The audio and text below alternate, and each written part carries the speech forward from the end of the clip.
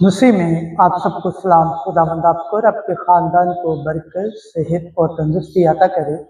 मसीह यीशु नासरी के नाम से आमीन। हमारे लिए आज की अंजिल मुक़द्दस मत्ती के मुताबिक 8 बाब 5वीं से 17वीं आयत तक। बथेरे मशरिक और मगरिब से आएंगे ताकि इब्राहिम, इसहाक और याकूब के साथ अपनी अपनी जगह ले।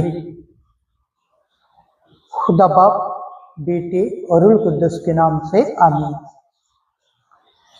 एक दिन जब यीशु कुफरनहूम में दाखिल हुआ तो एक सूबेदार उसके पास आया और उसकी मिन्नत करके कहा, ऐ खुदावन, मेरा गुलाम घर में फाले से बीमार पड़ा है और नहायत तकलीफ में है। यीशु ने उससे कहा, मैं आऊँगा और उसे अच्छा करूँगा।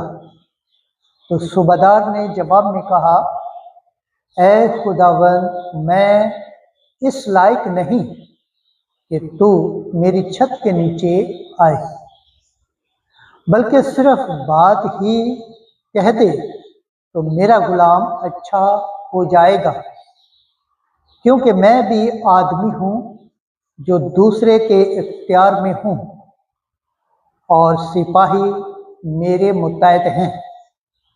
और मैं एक से कहता हूँ जा, तो वो जाता है, और दूसरे से कि आ, तो वो आता है, और अपने गुलाम से कि ये कर, तो वो करता है।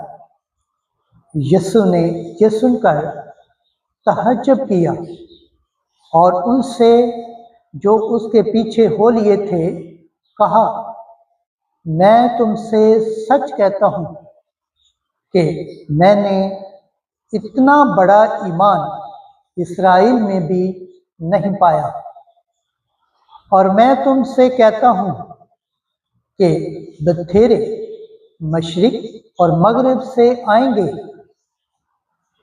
और इब्राहिम और इसहाक और याकूब के साथ आसमान की बादशाही की ज़ियाफ़त में शरीक होंगे, मगर बादशाही के फर्ज